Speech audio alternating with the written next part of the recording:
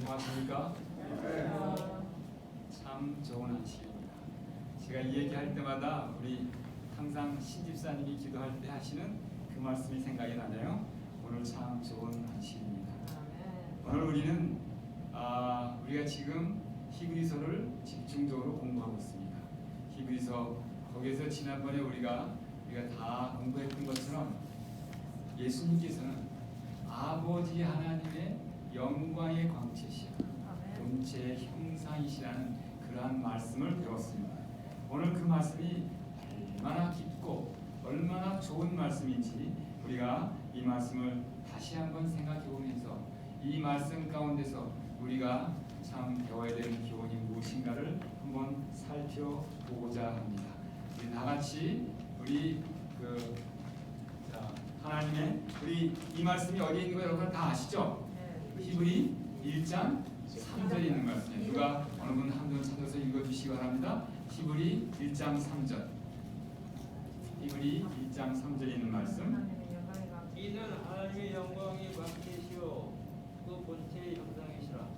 이 능력의 말씀으로 만물을 붙이시며 죄를 정결케 하는 일을 하시고 높은 곳에 계신 위엄이 우편에 앉으셨느니라. 아멘. 아멘. 감사합니다. 자, 여기에 나오는 말씀처럼 이는 하나님의 영광의 광채시요 본체의 형상이시라. 자, 이는 바로 예수님이에요. 예수님은 아버지 하나님의 영광의 광채시요 본체의 형상이시라.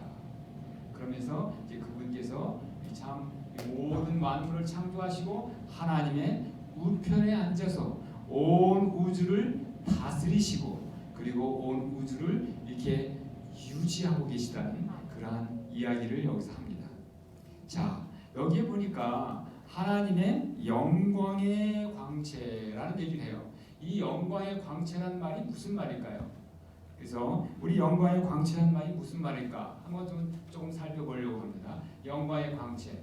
영광의 광채는 영어로 얘기하면 radiance of glory예요. radiance of glory. 이 말의 뜻을 좀 이렇게 제가 이렇게 영어로 얘기하는 거는 영어를 이해하시는 분들은 영어에서 조금 이제 의미가 틀리니까 더 이렇게 여러분들의 이해를 돕기 위해서 말씀을 드립니다. 영광의 광채의 의미는 과연 무엇일까? 자, 우리가 영광이라고 하면 성경에 보면 영광이라고 하면 항상 정말 하나님의 정말 찬란한 모습, 그것도 영광이라고 그래요. 그 다음에 하나님을 높이는 것, 우리가 하나님께 영광을 돌린다 하면 하나님을 높이는 것, 하나님의 이름을 높이는 것, 그걸 얘기하잖아요. 그런데 또 성경에 보면 하나님의 영광이라는 말의 뜻이 품성이라는 뜻도 있어요. 그래서 여기서 지금 영광의 광채라는 말이 과연 무슨 말일까 하는 것들을 한번 그 뜻이 무엇인가 살펴보려고 합니다. 하나님의 찬란한 모습을 얘기하는 걸까? 아니면 하나님의 품성을 얘기하는 걸까? 하는 것들을 한번 좀 말씀을 통하여 살펴보려고 합니다.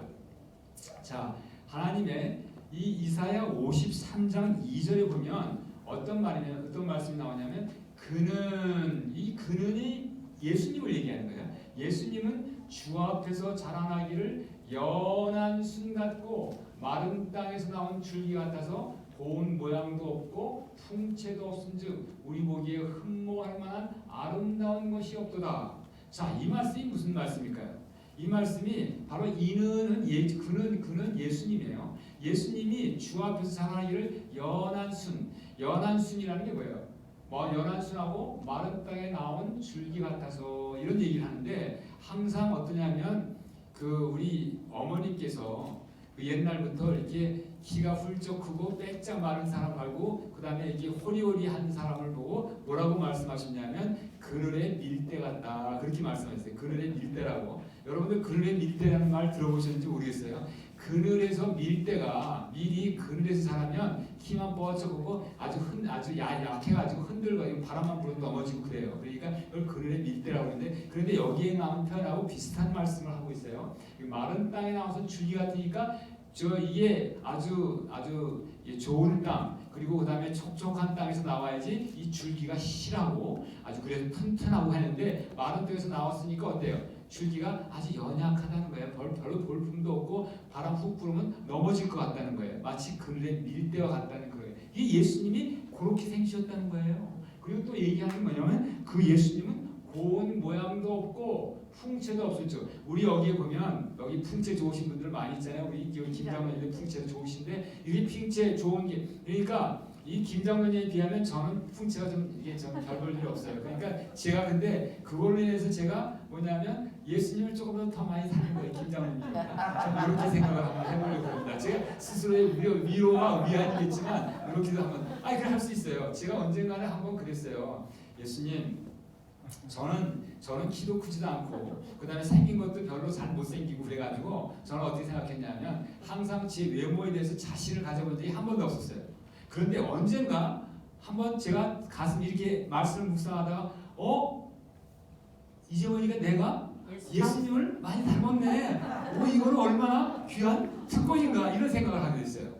그래서 참 예수님이 그야말로 이게 풍채가 좋고 아주 잘생기고 이런 분으로 안 오신 게 얼마나 감사해요. 만약 예수님이 그런 분으로 오셨다면 그런 분이 많지가 않잖아요. 그러니까 그렇지 못한 사람들은 예수님의 얼굴을 보고 어떤 뭐라 그럴까 이 자격지심이라든지 이런 걸 느낄 수 있는데 예수님이 우리랑 똑같이 아직 우리보다 더 못한 모습으로 오셨으니까 그러니까 저 같은 사람도 예수님을 바라보고 힘을 얻고 용기를 얻을 수 있는 그런 거예요. 그래서 얼마나 하나님이 이런 것까지도 다 배려해서 오셨을까. 그래서 하나님의 그 사랑과 은혜가 너무 감사하다는 걸 느끼게 됐어요.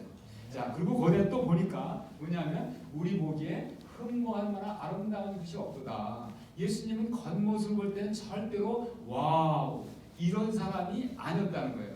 근데 성경에 보면 겉모습이 와우한 사람 누가 있나요? 사울도 그렇고 아마 요셉도 겉모습이 너무 좋았던 저했던 거예요. 그러니까 그렇게 여자들이 정말 그 여자가 그렇게 하는 근데 그러한 만한 아름다운 것이 없는 것이 뭐냐면 예수님의 겉모습이셨다는 거예요. 자, 그러면 예수님이 정말 화려찬란한 하나님의 영광을 드러낼 수 있는 그러한 모습으로 오셨다는 것이 아니라는 것을 우리 이 말씀을 통하여 우리는 살펴볼 수 있어요. 또 그 다음에 또 다른 말씀을 보면 어떤 말씀이 있냐면 뭐냐면 여기에 보니까 사무엘상 16장 7절에 보니까 뭐라고 얘기하시냐면 사람은 외모를 보거니와 나 여호와는 중심을 보느니라. 자, 이것이 뭐냐면 예수님이 늘 아버지 하나님이 늘 하시는 일하시는 방법이에요. 그러니까 예수님은 아버지 하나님은 이 사람은 이 겉모습을 보지 않고 중심을 보시는데 그 만일 예수님이 아버지 하나님이 겉모습을 보시는 분이라면 예수님 겉모습을 정말 아주 잘생기고 모든 사람이 봤을 때 전부 다 와 이런 소리 할 정도로 이렇게 하셨을 거예요. 근데 그게 아니라 예수님은 중심을 보시는 분이니까 그러니까 예수님 겉모습은 별로 이렇게 신경을 안 쓰시는 분인데 우리 인간들은 어떠나요? 인간들 여기 말씀 나온 것처럼 인간은 외모를 아주 신경을 많이 써요. 정말 내가 얼마나 참 하나님 앞에 아름다운 속사람이 되어야 되는가 이런 거 생각하는 것보다 훨씬 더 이게 겉모습에 신경을 쓰시는 분들이 어떤 분들인가요? 여자분들이 좀 그러시죠? 그래가지고 여자분들은 어디 출타를 하려면 화장하느라고 시간이 항상 쫓겨. 그래가지고 저도 옛날에 우리 집사람 있을 때 교회 가자고 그러면 항상 이거 뭐 하는데 시간이 저는 딱딱하면 이거 금방 끝나는데 이 같이 가야 되니까 시간 오래 걸려가지고 제가 힘들었던 때가 있었거든요. 근데 요즘에는 어쨌든 그래도 있는 게 좋아요. 그런데 자 그리고 또 뭐라고 그랬냐면 자 그런데 예수님도 이 땅에 계시는 동안에 그렇게 아주 하나님과 같이 찬란한 모습을 본 적이 있다고 얘기하는 사람이 있죠? 성경에 이렇게 나와 있으니까 여러분들 아시는 것처럼 마태복음 17장에 보면 변화산에서 예수님이 완전히 변화된 모습을 보이셨어요. 그래서 저희 앞에서 변형되사 그 얼굴이 해같이 빛나며 옷이 빛과 같이 휘어졌더라. 자, 예수님이 정말 하나님의 아들이고 하나님이시라는 것을 보여주기 위해서 보였는데 그때 변화산에서 예수님의 그 영광스러운 모습이 진짜 하나님의 그야말로 영광스러운 모습을 다 보였을까요? 아니면 그냥 이렇게 대충 감해서 보여줬을까요? 대충 감에서 보여주신 거예요. 왜냐하면 하나님의 진짜 영광스러운 모습을 보면 거기 있었던 그 자리에 있었던 사람이 누구예요? 여러분들 잘 아시는 것처럼 베드로와 야고보와 요한이 있었잖아요.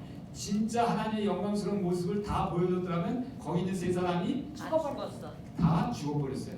그러니까 우리의 죄된 본성을 가지고 있는 인간이 하나님의 그 영광스러운 모습을 직접 대면하면 다 살 수가 없어요. 그런데 그 사람들의 그걸 감안해서 좀 줄여서 대충 이게 이렇게 감안해서 이렇게 줄여서 보여주신 게 그랬는데 그때 저 마태가 저렇게 하기를 거기 있는 그 세 제자가 얘기하기를 예수님의 모습이 너무 그냥 해와 같이 여러분들이 해를 보면 얼마나 밝아요. 해. 근데 하나님의 그 밝음은 해 정도는 비교가 안 되는 거예요. 그러니까 그런데 그냥 해와 같이 밝고요. 그래가지고 아주 옷이 빛과 같이 휘어진 거예요. 정말 그냥 놀라운 모습들을 봤어요. 그런데 요거는 누구만 봤어요? 아까 말씀드린 대로 세 사람만 본 거예요. 그런데 여기서 지금 예수님이 얘기하시길 하나님의 영광의 광채였다는 얘기는 이거는 모든 사람들한테 해당되는 거니까 그러니까 이 지금 변화산에서의 예수님이 보였던 그러한 아주 영광스러운 찬란한 모습을 가지고 영광스러운 광채라고 얘기하는 것은 아니라는 것을 우리가 살펴볼 수 있어요. 그렇죠? 자, 그 다음에는 그래서 우리가 이걸 보고 결론을 내리기를 어떻게 결론을 내리냐 하면 바로 영광의 광채는 하나님의 품성을 얘기하는 거다. 하나님의 이게 예수님의 품성을 얘기하는 거지 예수님의 겉모습 우리가 눈으로 보이는 모습을 얘기하는 것이 아니라는 것을 우리는 알 수 있어요. 자, 그러면 그 다음에 예수님이 하나님의 본체의 형상이라고 얘기하는데 이 본체의 형상이라는 말은 무슨 말일까? 한번 살펴보려고 합니다. 본체의 형상, 이 본체의 형상을 영어로 얘기하면 character of his being이에요. 이게 character of his being인데 아마도 이것도 본체의 형상 이 말을 뜻하면 그 존재의 어떤 특징, 그러니까 어떤 성격 이런 것들을 얘기하는 거라고 제 생각이 돼요. 그런데 보면 그럼 이게 과연 무슨 말일까 생각해 보면서 여기 우리가 또 보면 빌립보 2장 6절에 보면 그는 근본 하나님의 본체시라. 그러니까 하나님과 이 겉모양은 인간의 모양을 하고 계시지만 그분은 속 사람은 바로 하나님과 똑같은 뭐를 가지고 있다는 거예요? 하나님과 똑같은 인격일까요? 신격일까요?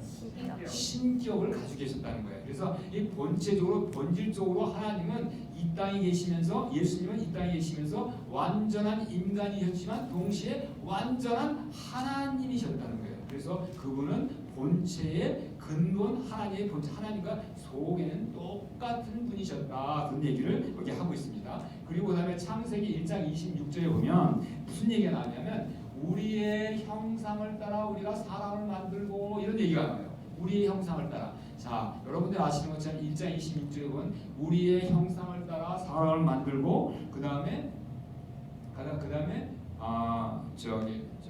우리의 형상을 만들고 우리의 형상을 따라 우리의 모양대로 사람을 만들고 남자 여자를 만들었다는 얘기가 1장 26절, 27절, 28절에 나오지 않 26절하고 7절에 나오죠. 자, 그러면 여기서 뭐냐면 이게 우리의 형상을 따라. 그래 아까 본체의 형상이라고 그랬잖아요. 여기 지금 나오는 게 본체의 형상. 형상이라는 말이 아까 우리가 본 것처럼 이미지예요. 이미지. 그래서 이 형상이라는 말을 아마도 성경에서 얘기하는 형상이라는 말은 우리의 모양들에서 모양은 아마 겉모습을 얘기하고 형상이라는 말은 우리의 속 모습을 인격이 우리 인간의 인격이죠. 그거를 얘기하는 게 아닐까 생각해봤을 때 예수님에 대해서는 하나님의 아까 말씀드려도 하나님의 온전한 신격을 드러내시는 분이 아닐까 이런 생각을 제가 해봅니다. 자, 그 다음에 여기 우리가 보면 그래서 창세기 5장 3절에 보면 이런 말씀이 있어요. 아담이 130세의 자기 모양 곧 자기 형상과 같은 아들을 낳아 이름을 셋이라 하였고. 그래서 여기서 지금 아담과 셋은 아버지와 아들의 관계예요. 그러니까 아버지와 아들은 모양도 똑같고 형상도 똑같다는 얘기를 해요. 그러니까 이걸 봤을 때 우리가 아담과 그 다음에 셋은 완전히 똑같은 존재인 것처럼 아까 요 똑같은 저 말을 써서 우리의 형상대로 우리의 모양대로 우리 형상을 따라 우리의 모양대로라고 했으니까 우리도 그야말로 이런 말씀을 통해서 우리도 하나님과 똑같은 모습을 가지고 있고 그 다음에 하나님 똑같은 속 사람도 원래는 돼 있는데 우리가 잘못해서 이제 우리 조상이 잘못해서 이렇게 됐지만 어쨌든 그렇다는 것을 우리가 알 수 있잖아요. 그래서 이런 걸 비춰봤을 때 우리의 예수님이 하나님의 본체 형상이라는 말씀은 바로 이 예수님과 속 사람이 같다는 얘기. 그래서 본체 형상의 말씀은 하나님의 내적 존재, 이너 비잉이 그 다음에 이너 비잉이나 이너 디티, 속 신격이 바로 이것이 예수님은 아버지 하나님과 똑같으신 그러한 신격을 소유하셨다 하는 것들을 우리는 생각해 볼 수 있습니다. 자, 그런데 여기서 우리는 여러분들이 잘 아시는 것처럼 우리 예수님은 그 완전한 인간이시고 그다음에 완전한 하나님이셨는데 우리가 이 땅에 계시는 동안은 그 자기의 신격을 하나도 쓰지 않으셨어요. 그리고 다 오로지 우리와 똑같은 인격만을 가지고 인성만을 가지고 이 땅을 사셨어요. 여러 가지 이제 그 이유가 있지만 무엇보다도 우리가 그분은 그렇게 사시기로 하고 이 땅에 오신 분이 성육신 하신 분이고 그 다음에 그렇게 하심으로 우리에게 진정한 모본이 되실 수 있었다는 거예요. 그래서 거기에는 그야말로 성육신 때 우리가 많은 얘기를 했습니다.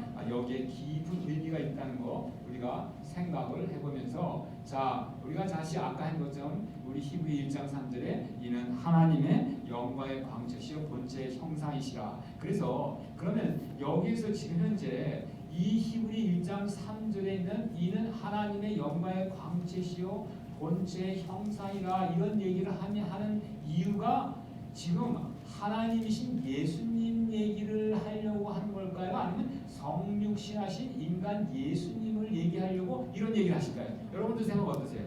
지금 예수님은 하나님의 영광의 광채시요 그 다음에 본체의 형상이라는 얘기를 하는데 이런 얘기를 하는 목적이 뜻이 뭐냐면 예수님은 하나님이셔 이런 얘기를 하는 걸까요? 아니면 예수님은 성육신하신 하나님이시란 성육신하신 인간이시며 하나님이시란 얘기를 하는 걸까요? 여기서 자 어떤 얘기를 하려고 이렇게 이 히브리 저자는 이 얘기를 시작했을까요? 하나님이라는 얘기보다 여러분들 한번 생각해보세요. 요 얘기를 강조하려고 이렇게 얘기를 하신 걸까? 아니면 요 얘기를 강조하려고 얘기를 하신 걸까? 하는 것들을 한번 좀 살펴보도록 하겠습니다. 자, 여기 말씀에 따르면 히브리 1장 2절에 보면 이 모든 날의 마지막에 아들로 우리에게 말씀하셨으니 그래서 여기서 이 아들은 뭐냐면 성육신한 인간 예수님을 얘기하는 거겠죠? 그래서 여기서 그렇게 얘기하고 그래서 지금 히브리 전체의 저 맥락이 뭐냐면 예수님이 하나님이시지만 하나님이시지만 성육신하신 인간이시고 동시에 하나님이고 동시에 인간이라는 얘기를 강조하고 있다는 것을 우리는 알 수 있어요. 자, 그러면서 얘기를 뭐라고 얘기하냐면 요한복음 14장 9절에 나를 본 자는 아버지를 보았거늘. 자, 여기서 지금 이 예수님은 뭐냐면 내가 지금 인성을 쓰고 있는 이 육신을 쓰고 있는 나를 본 사람이 바로 누구냐면 아버지를 본 사람이 마찬가지라는 거예요. 지금 이 예수님이 이 땅에 오셨을 때 예수님은 우리 인간과 똑같으신 분이었어요. 그러니까 이 예수님의 어떤 볼때 아까 우리가 살펴본 것처럼 예수님의 겉모습을 통하여 봤을 때 이분은 하나님이라는 그런 것들을 하나도 느낄 수 없었어요. 그러나 그 사람하고 얘기해보고 예수님하고 얘기해보고 예수님의 속사람 없을 때 이분은 참으로 무한히 참 선하신 분이고 정말 범상치 않은 분이라는 것은 우리는 다 알 수 있었는데 그러나 겉모습에서는 이분이 신적인 존재라는 것을 하나도 느낄 수가 없었던 거예요. 자, 이런 걸 봤을 때 우리 지금 하나님의 영광의 관체와 본체의 형상이 예수님이 하나님이라는 얘기를 강조하기 위해서 하는 걸까? 아니면 예수님이 성육신한 인간을 강조하기 위해서 하는 걸까? 한번 살펴보게 되시기 바랍니다. 또 얘기하시기를 요한복음 10장 38절에 너희가 아버지께서 내 안에 계시고 내가 아버지 안에 있음을 깨달아 알리라 이렇게 말씀하셨어요. 그러니까 이렇게 예수님은 아버지 하나님과 예수님이 다 이렇게 같은 이렇게 그야말로 하나다라는 얘기를 이렇게 말씀을 하고 계세요. 또 여기 보면 그래서 우리한테 이걸 우리가 뭘 볼 수 있냐면 예수님은 이 말씀 예수님이 하나님의 영광의 광채시요 본체 형상이라는 말은 예수님이 완전한 인간인데 그 인간이 뭐냐면 얼마나 완전한 인간이냐면 하나님의 영광의 광채와 본체의 형상을 드러내는 그런 인간이셨다는 거예요. 예수님이. 그러면서 이 얘기는 다른 말은 무슨 얘기냐면 예수님이야말로 하나님을 온전히 담는 그릇이었다는 거예요. 그릇이었어요. 그러므로 예수님 안에 하나님이 예수님 안에 온전히 거하셨다는 거예요. 자, 그래서 이런 걸 봤을 때 우리는 어떤 걸 생각할 수 있냐? 와, 정말 인간이 하나님을 온전히 담는 그릇이 될 수 있구나 하는 걸 우리가 한번 생각해 보면서 우리도 예수님과 같은 똑같은 인간이라면 우리도 하나님의 영광의 광채로 본체의 형상을 담는 그릇이 될 수 있을까요? 없을까요? 될 수 있어야 되겠죠. 예수님이 하신 걸 보면 왜냐하면 예수님은 우리가 똑같은 인성을 가지셨으니까 이런 걸 생각해 봤을 때 와 예수님이 하셨으면 우리도 할 수 있지 않을까 하는 생각을 좀 해봅니다. 자 그래서 우리가 한번 과연 우리도 예수님이 하신 것처럼 하나님의 영광의 광채와 본체의 형상이 어떻게 될 수 있나 한번 생각해 보시겠습니다. 예수님 우리가 똑같은 인성을 쓰셨습니다. 우리가 지금 살펴본 것처럼 우리가 보면 히브리 2장 14절에 보면 자녀들은 혈육에 함께 속하였음에 그도 또한 한 모양으로 혈육에 함께 속하심은 예수님 우리랑 똑같은 인성을 가지셨다는 얘기를 이렇게 아주 강조해서 2장 16절에 또 뭐라고 얘기하시냐면 이는 주께서 천사의 본성을 입지 아니하시고 아브라함의 씨를 입으셨으니라. 이것이 히브리 2장 16절에 킹 제임스 버전에 이렇게 나와 있어요. 킹 제임스 버전에 여러분들의 그 책에는 여러분들이 지금 보는 성경에는 이렇게 안 나와 있고 뭐 천사를 붙들려 하여 주시니라 이렇게 나와 있어요. 그런데 이것이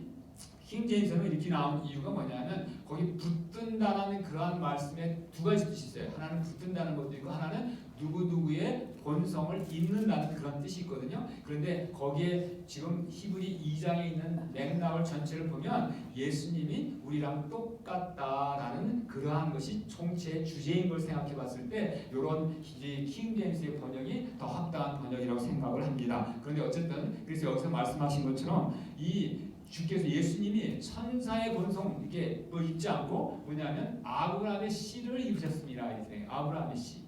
자, 이 말이 무슨 말인지 여러분들 이해하실 줄 믿습니다. 자, 그다음에 히브리 2장 17절에 보면 그러므로 저와 범사의 형제들과 같이 되시니 마땅하도다. 그러니까 지금 예수님은 우리랑 똑같은 본성의 인성을 잊지 않으시면 이 범사의 우리들과 범사의 형제들과 같이 되시니 같이 될 수가 없어요.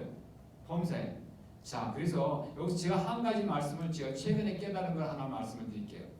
이 세상에 태어난 아담 범죄한 이거 태어난 얼마나 많은 사람이 태어났겠어요. 아마도 수천억의 사람이 태어나서 이 땅에 살다가 이제 죽었어요. 그런데 그 이 세상에 태어난 사람 중에서 단 한 사람이라도 죄를 안 진 사람이 있나요? 없어요. 아주 그냥 100% 아니 200% 1000% 몽땅 다 죄를 졌어요. 그런데 이 세상에 태어난 모든 사람이 그야말로 다 똑같게 가지고 있던 것이 뭐냐면 죄된 본성을 가졌어요.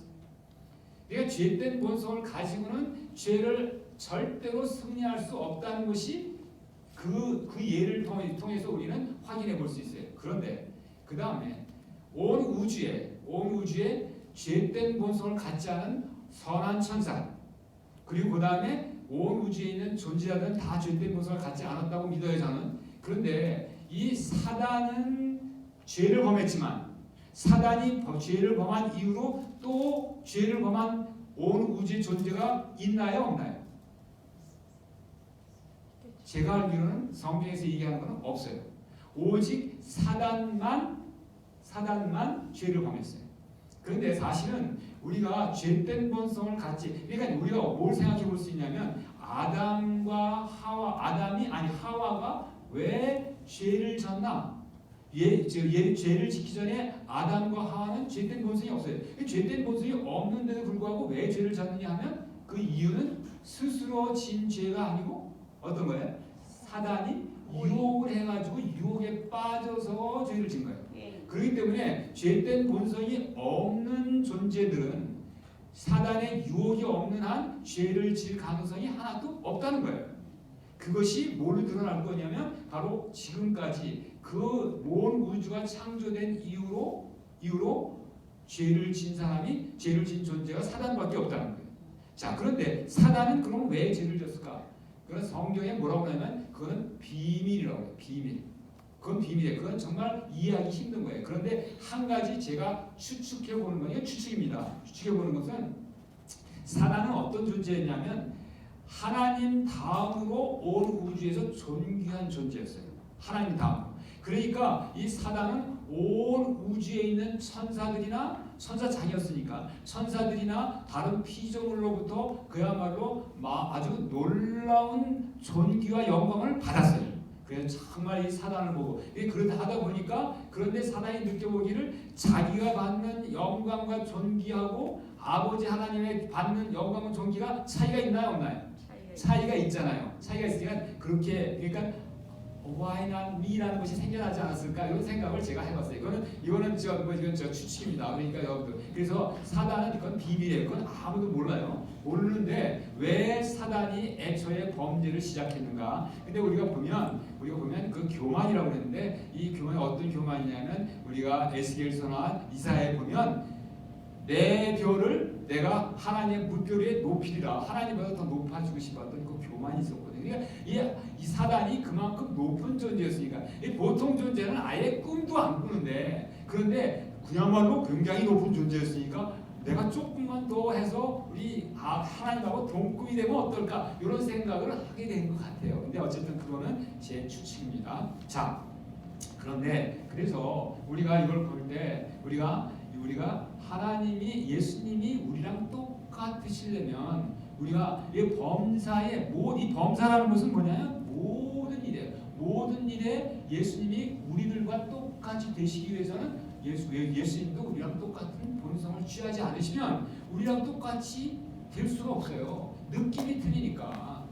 그러니까 천사들은 절대로 우리랑 똑같이 이걸 느낄 수가 없어요. 그러니까 천사들은 아까도 얘기했는데 천사들은 우리의 대제사장이 될 수가 없고 우리의 구속주가 될 수가 없었던 거예요. 자, 우리 여러분들한테 이해가 됐으면 좋겠습니다. 자, 두 번째로 예수님은 우리의 모본이라는 거예요.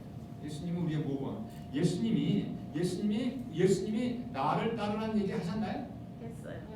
내가 분명히 얘기하시기를 요한복음 15장 15절에 13장 15절에 내가 너에게 행한 것 같이 너희도 행하게 하려 하여 본을 보였노라. 예수님이 항상 나를 모본으로 삼아서 내가 있으니까 너희도 그렇게 해라 라는 얘기예요. 그런데 이게 우리가 예수님이 하라고 그러는 얘기는 뭐냐면 하라는 것은 명령같이 들려 보이지만 그 명령, 예수님의 명령은 뭐라고 그랬어요?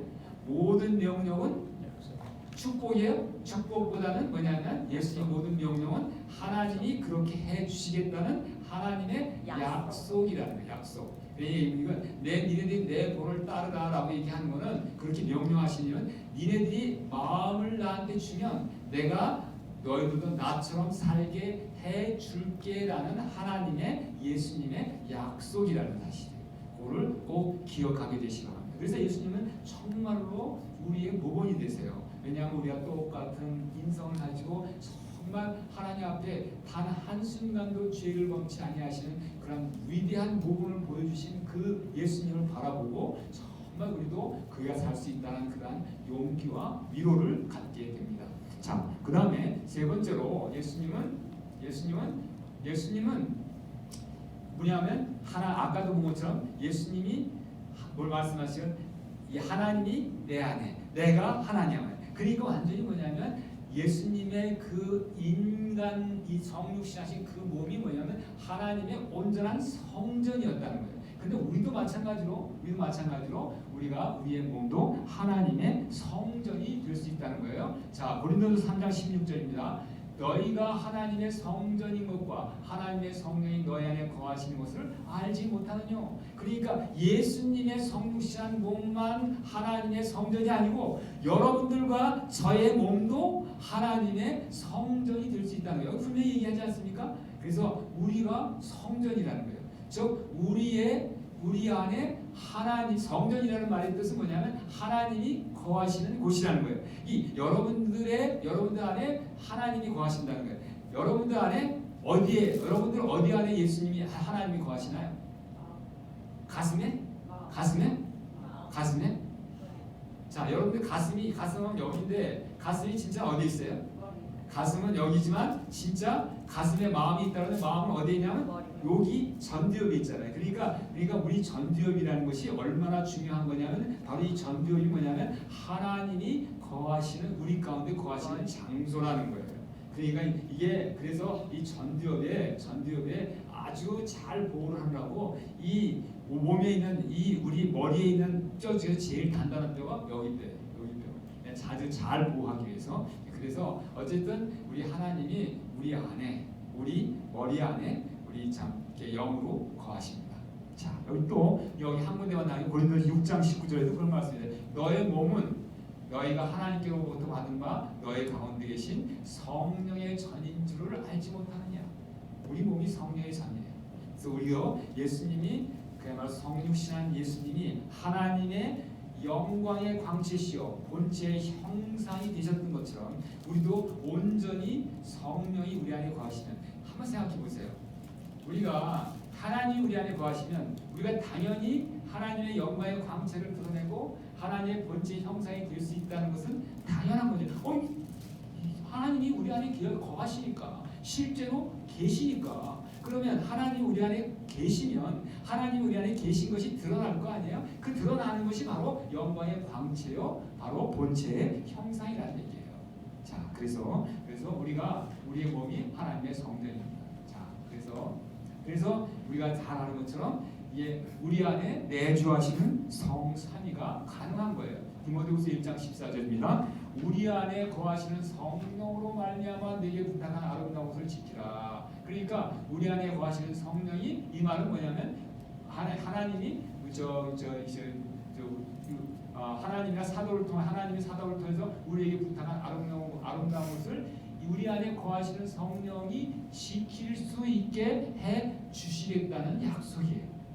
약속이에요. 자, 이걸 보고 그 다음에 또 보면 요한일서 2장 3장 24절에 보면 그의 계명을 지키는 자는 주 안에 거하고 주는 그의 안에 거하나니 우리에게 주신 성령으로 말미암아 그가 우리 안에 거하는 줄을 우리가 아느니라. 이 말씀하시지 않습니까? 그러니까 우리가 하나님이 우리 안에 어떻게 거하시나요? 성령을 통하여 성령을 내게체려서 이 예수님이 아버지 하나님이 성삼위가 우리 안에 거하시는 거예요. 그래서 우리 안에 거하면 예수님처럼 내가 너희 안에, 너희가 내 안에. 그러니까 예수님은 우리한테 뭘 요구하시냐면 내가 성육신한 인간으로서 아버지와 온전히 하나가 된 것처럼 너희도 그렇게 되기를 원한다라고 얘기하시는 거예요. 그래서 여러분들 잘 아시는 것처럼 요한복음 17장 20절 21절에 그랬잖아요.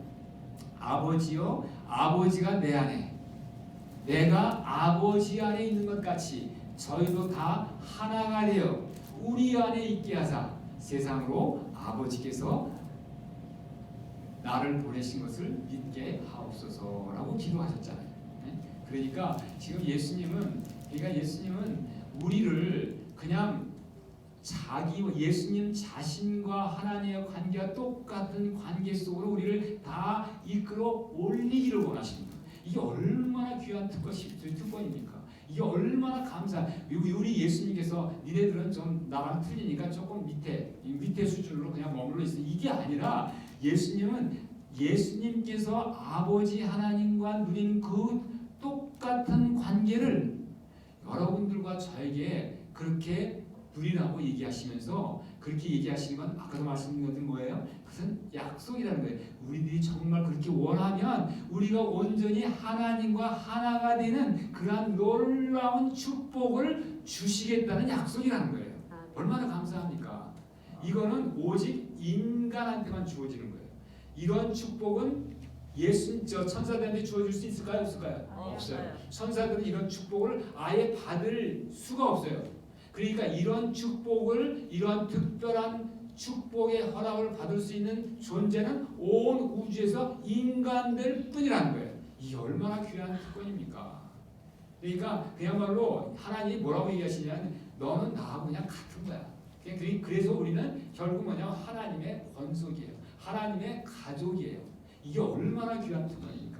오직 이런 특권은 온 우주에 그 많은 존재자들이 있지만, 그 많은 천사들이 있지만 다 그 사람들한테 해당되는 게 아니라 오직 여러분들과 저한테만 해당되는 놀라운 특권이라는 사실 깊이 생각하시고 이를 인하여 감사하고 하나님께 영광을 돌리게 되시기 바랍니다.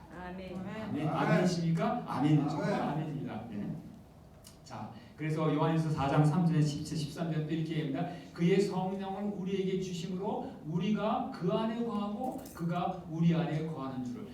똑같은 얘기예요. 예수님이 하나님과 관계와 똑같은 관계를 우리가 예수님과 성삼위와 아버지 하나님과 누리라고 이렇게 길을 열어놓으신 거예요.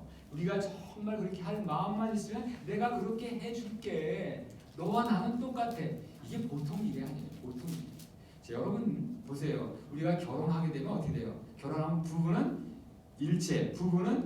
일체가 되잖아요. 그냥 실제로 피지컬리도 일체가 되잖아요. 그리고 마음도 하나가 되는 거잖아요. 그런 것처럼 그래서 성경은 예수님은 우리의 뭐예요? 남편이 되시고 우리는 예수님의 아내라는 그런 귀한 특권을 주신 거예요. 이런 관계는 오직 여러분들한테만 주어지는 거예요.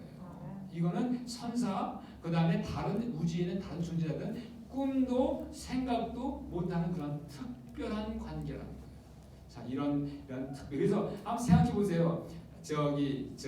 사람이 여자가 졸지에 그 인생 역전을 이루기에 가장 쉬운 방법이 뭔지 아세요? 결혼하는 거예요. 결혼만 하면 아무리 그야말로 별 볼 일 없는 그러한 사람이라도 결혼해서 그야말로 왕하고 결혼하면 어떻게 돼요?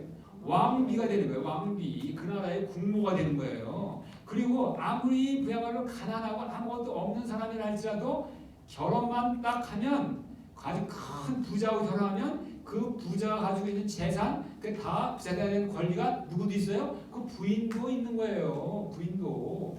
그러니까 이 사람 여자가 남자는 좀 그런 일이 좀 적지만 여자들은요 인생 역전을 이루기에 가장 좋은 방법은 뭐냐면 결혼하는 거예요. 그런데 하나님이 우리 보고 뭐라고 얘기하시냐면 우리 보고 결혼하자고. 그러니까 그래서 우리가 그러니까 우리가 하늘에 가면 뭐 있어요? 하늘에 가서 제일 처음에 하는 저 잔치가 무슨 잔치예요? 하늘에 혼인잔치. 우리가 가면 이제 다 예수님이 재림하셔서 우리 다 가잖아요. 가면 하늘에 올라가서 제일 먼저 하는 것이 혼인잔치예요. 그 혼인잔치는 뭐냐면 이제부터 우리가 진짜 실제적으로 구원받은 모든 하나님의 성도들이 다 뭐냐면 하나님의 부인이라는 거예요. 부인이라는 그러한 놀라운 그러한 결혼仪式이 지금 우리를 위하여 여러분들을 위하여 준비되고 있다는 사실을 꼭 잊지 않게 되시기 바랍니다. 여러분들은 보통 분이 아니에요. 여러분들은 하나님의 부인이 될 수 있는 그러한 놀라운 특권의 축복을 받으신 분들이라는 사실을 정말 잊지 않게 되시기 바랍니다. 그러니까 우리는 이러한 일의 결국을 깨달았으니 우리는 과연 어떠한 사람이 되어야 마땅한고? 라고 얘기하면 뭐라고 대답하셨어요? 뭐라고 대답하셨어요? 전도서 12장 13절에 한 것처럼 하나님을 경외하며 그의 명령을 지킬지어다. 그의 계명을 지킬지어다. 이것이 뭐예요? 이러한 놀라운 축복을 받은 모든 하나님의 성도들의 마땅히 해야 할 뭐다? 본분이니라. 이렇게 말씀하시는 우리 성경 말씀을 우리가 정말 너무 잘 알고 있지 않습니까? 여러분들이 그런 분이에요. 이 시시한 분이 아니에요. 정말 하늘에 그야말로 하나님의 부인이 될 수 있는 그런 놀라운 가능성을 가지고 놀라운 축복의 약속을 가지고 사는 그런 우리라는 사실을 우리가 꼭 기억하게 되시기 바랍니다. 자, 이제 말씀을 드립니다. 자, 이제 맺는 말입니다. 예수님께서 우리와 똑같은 인성을 쓰시고 하나님의 영광의 광채와 본세의 형상이 되신 것 같이 그 다음에 뭘까요? 우리도 예수님의 모본을 따라 하나님의 영광의 광채와 본체의 형상이 되어 성삼위가 온전히 내주하시는 하나님이 전이 됩시다 하는 것이 바로 오늘 이 말씀의 결론이요 주제요. 그 다음에 정말 이 말씀을 통하여 여러분들에게 하나님께서 간절히 드리는 호소입니다. 그래서 아무쪼록 우리가 참 예수님이 이 땅에서 하나님의 영광의 광채가 되시고 본체의 형상이 되신 것처럼 우리도 예수님의 그렇게 해주시겠다는 약속을 믿고 여러분들이 이 땅에 사는 삶 가운데 온전히 하나님의 영광의 광채를 드러내시고 하나님의 본체의 형상을 나타내시는 삶을 사시는 여러분들과 제가 되길 바라면서 말씀을 드리겠습니다. 아멘.